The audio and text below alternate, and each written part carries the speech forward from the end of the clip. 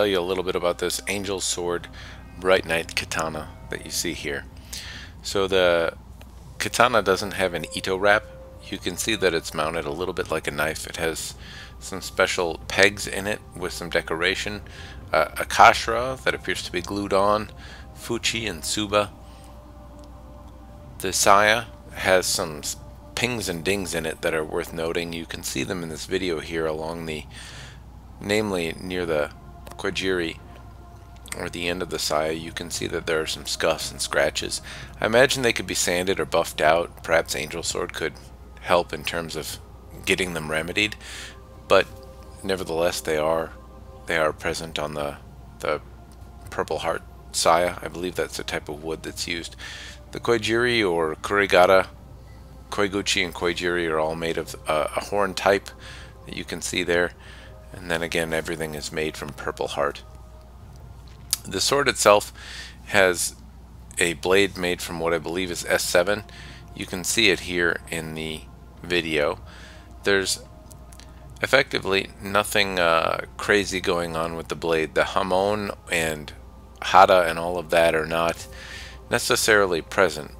Effectively, the blade is made of a mono steel or kind of single steel in a through hardened format, in a what would be similar to Hirazakuri format. There's no bevels or anything like that on the blade. It's relatively smooth, and the blade has some banding and whatnot, but this is not a folded pattern of any kind. This is just the tempering of the blade and how it was sanded and profiled.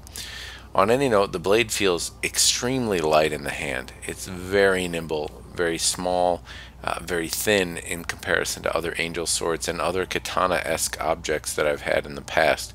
It's a very comfortable blade to have and wield. I will say that for Aido, it's not necessarily appropriate.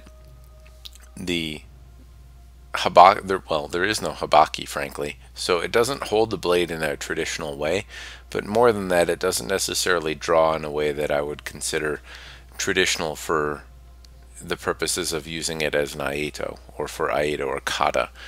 But for backyard cutting, it's very nimble, very fast, very quick, and very comfortable to use in that respect. It feels like it'd be a very good cutter, but I have not personally cut with it. The profiles of the blade and how it moves through the air suggest to me that it would be a very nice blade to cut with, at least in terms of tatami mats, rolled newspaper, water bottles, that type of medium, based on the thickness of the blade and how the blade is profiled.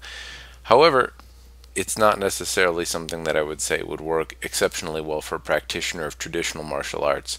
If you have an augmented style or something, or you're using the blade purely for cutting and not necessarily for drawing, I think that it might be well suited for you, but that would be about the extent of what I would say it would be useful for. Thanks for watching. Hopefully this was helpful. Have a good day.